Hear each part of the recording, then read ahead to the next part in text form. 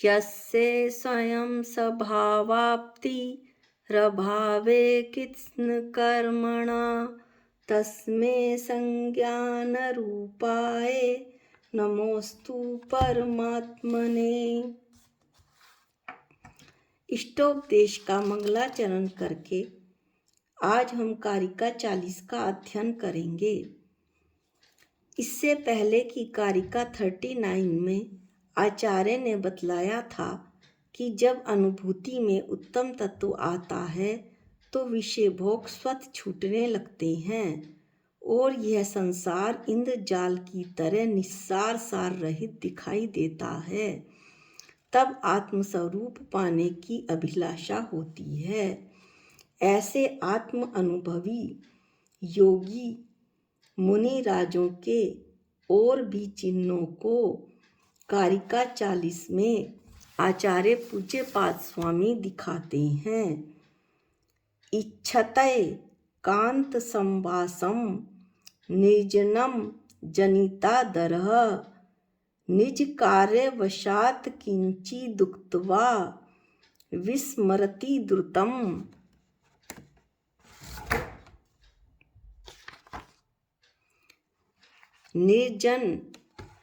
निर्जन स्थान जनिता दरह जिसे अच्छा प्रतीत होता है, ऐसा अनुभवी पुरुष आत्म अनुभवी पुरुष योगी एकांत में संवासम इच्छति रहना चाहता है। निज कार्यवशात अपने किसी कार्यवश उसे यदि किंचित उक्तवा थोड़ा कुछ कहना भी हो तो वह कह उस बात को कह करके द्रुतम शीघ्र ही उसे विस्मृति भूल जाता है। आचार्य पूज्यपाद स्वामी कहते हैं कि निर्जन स्थान जिस योगी को अच्छा प्रतीत होता है, ऐसा आत्म अनुभव करने वाला पुरुष एकांत में रहना चाहता है। अपने किसी कार्यवश यदि उसे थोड़ा सा कुछ कहना भी पड़े तो उस बात को वह कहकर शीघ्र ही भूल जाता है। जनमन तन रंजन में जिसको किसी भांति न रस आता, अतः सदा एकांत चाहता मुनि वन में बस जाता। निजी कार्यवश कभी किसी से कुछ कहना हो कहता है, कहकर भी झट विस्मृत करता अपनेपन में रहता है। वह तो सदा अपने में ही रहता है, ऐसा मुनि महाराज कह रहे हैं। योगी को एकांत स्थान क्यों अच्छा लगता है?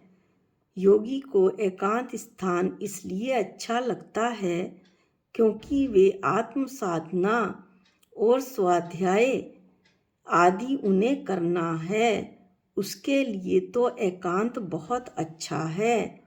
लोगों के बीच रहकर आत्मा का कल्याण नहीं हो सकता। ज्ञान अर्णव में आचार्य शुभचंद स्वामी ने लिखा है कि यदि कोई मुनि महाराज योगी आत्मचिंतन करना चाहे तो लोगों से दूर रहे, एकांत स्थान में निवास करे। यही बात आचार्य पूज्यपाद स्वामी इस कारिका में कह रहे हैं। कुछ मुनिराज सोचते हैं कि लोगों के बीच रहने पर धर्म की प्रभावना होगी, लोगों का कल्याण होगा। लेकिन यहाँ पर आचार्य पूज्यपाद स्वामी आत्म साधना की और अपने कल्याण की बात कर रहे हैं। आचार्य कुंद स्वामी ने लिखा भी है, जो हम इसी इष्टोपदेश कारिका में पहले भी पढ़ चुके हैं, उसे पुनः सुनिए।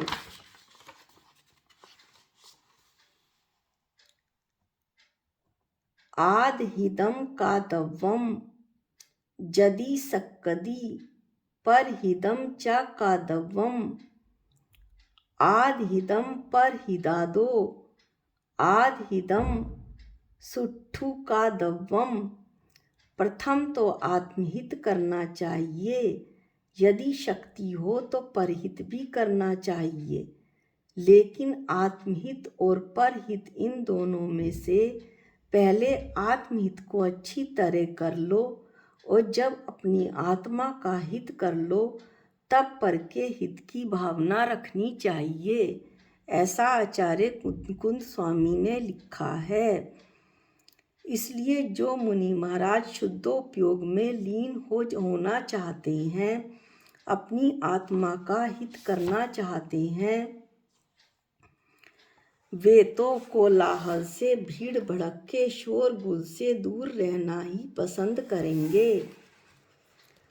हमने ऐसा संसार में भी देखा है, इसमें अपने समाज में, कि बड़े बड़े अस्पतालों में एक आईसीयू रूम होता है।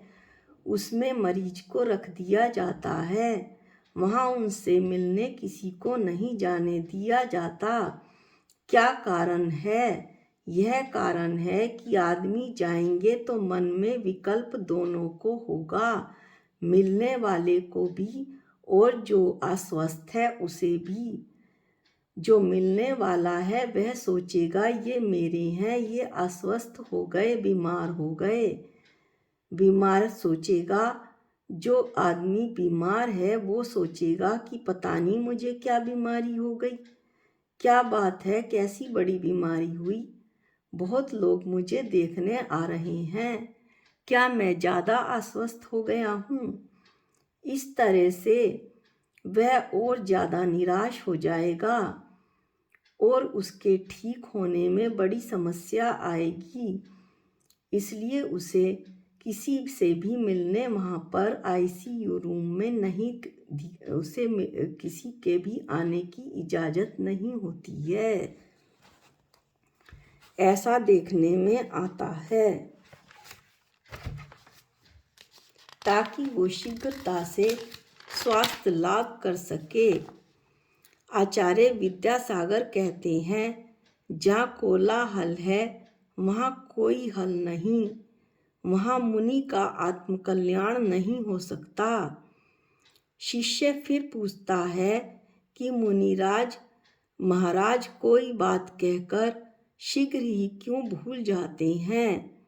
अब इसे एक उदाहरण की सहायता से समझिए।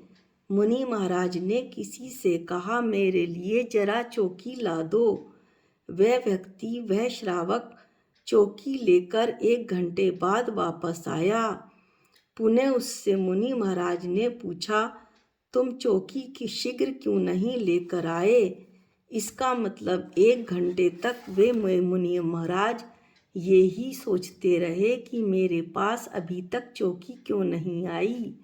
इसका तो मतलब स्पष्ट है कि वे इतनी देर तक जिस कार्य में उन्हें लगना था, अपनी आत्म साधना में प्रवृत्त होना था, उसमें नहीं लगे। जो क्रिया उन्हें करनी थी उस तरफ उनका मन ही नहीं था। उनका मन तो चौकी में ही घूमता रहा।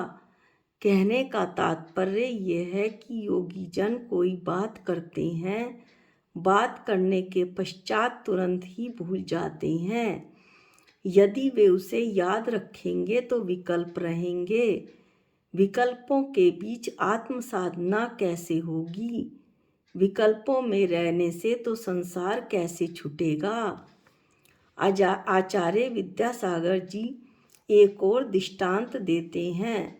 विद्यार्थियों को जब एग्जामिनेशन हॉल में बिठाया जाता है तो 2-2 फुट का गैप रखकर उन्हें बिठाया जाता है, ताकि शरारती विद्यार्थी नकल ना कर सकें। फिर भी कुछ विद्यार्थी शैतान होते हैं, पूरे साल पढ़ते नहीं, नकल करने के लिए एक दूसरे से पूछते हैं। जो विद्यार्थी अपनी कॉपी में बिना रुके लिख रहा है, जब उससे दूसरा कोई स्टूडेंट पूछता है तो वह होशियार विद्यार्थी कुछ बोलकर वापस अपने काम में लग जाता है। यदि उससे बाद में पूछें कि भैया तुमने क्या बोला था, तो वो बोलेगा कि मुझे याद नहीं। क्यों याद नहीं? क्योंकि उसका उपयोग तो अपने पेपर को लिखने में लगा था, वो तो अपने प्रश्नों को हल करने में लगा हुआ था। ठीक इसी तरह योगी जन बोलना भी पड़े तो बोलकर एकदम भूल जाते हैं। याद रखेंगे तो विकल्प होंगे, और विकल्प होना ही संसार का कारण है।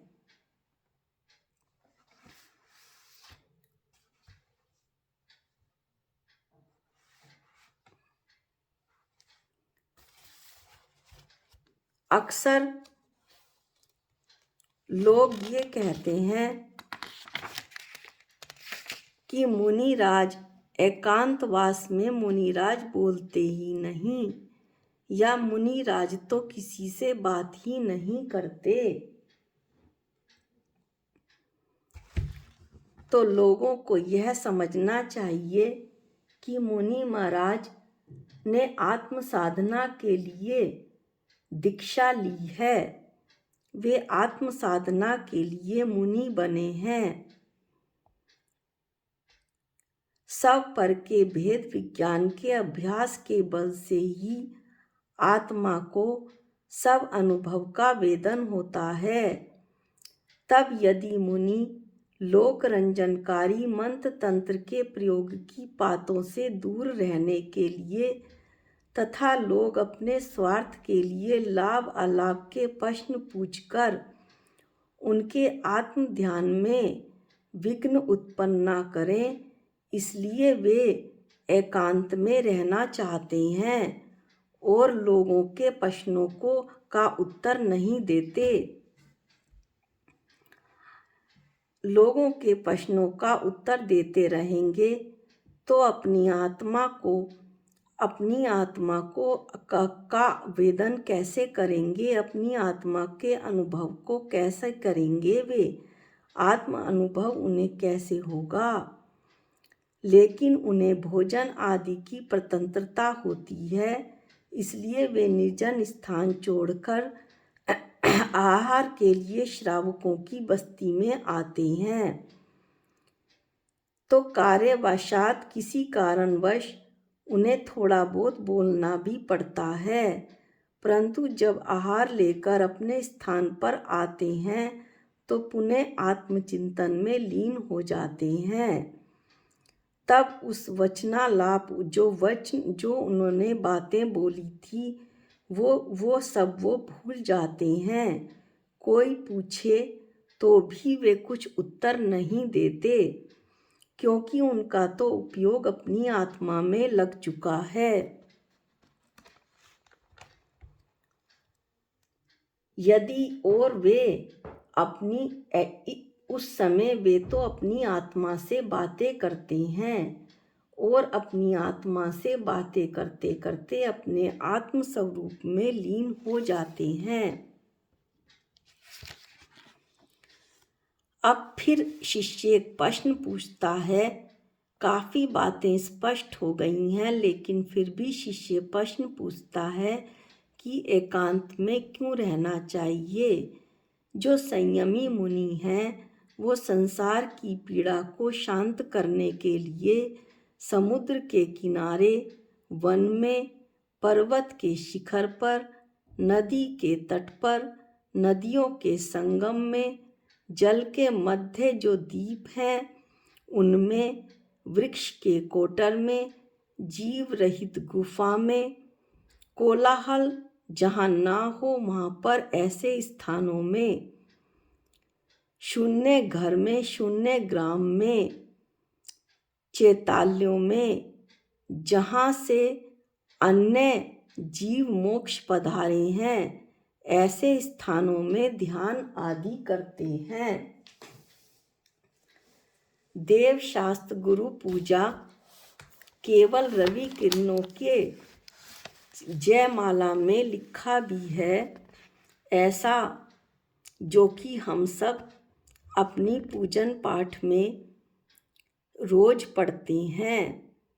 हो अर्ध निशा का सन्नाटा, वन में वनचारी चरते हों, तब शांत निराकुल मानस तुम तत्वों का चिंतन करते हो। करते तप शैल नदी तट पर, तरुतल वर्षा की झड़ियों में, समता रस पान किया करते, सुख दुख दोनों की घड़ियों में। अंतर ज्वाला हरती वाणी, मानो झड़ती हों फुलझड़ियाँ, भवबंधन तड़तड़ टूट पड़े, खिल जावे अंतर की कलियाँ। इस प्रकार जो आत्म अनुभवी है, आत्मा के अनुभव में लीन है, ऐसे मुनि महाराज तो आत्मा से बाहर निकलना ही नहीं चाहते, उनका उपयोग आत्मा से बाहर आना ही नहीं चाहता, अपनी आत्मा में ही लीन हो जाना चाहते हैं। इस तरह से हमने आज कारिका 40 का अध्ययन किया विस्तार से और सारांश के साथ भी। अगले वीडियो में हम अगली कारिका 41 का अध्ययन करेंगे। आज के लिए इतना ही। जा वाणी के ज्ञान से सूझे लोकालोक, जो वाणी मस्तक नमो सदा देत हूँ धोख। हे जिन वाणी भारती तोहे जपूं दिन रैन, जो तेरी शरणागते वो पावे सुख चैन। सबको जय जिनेंद्र।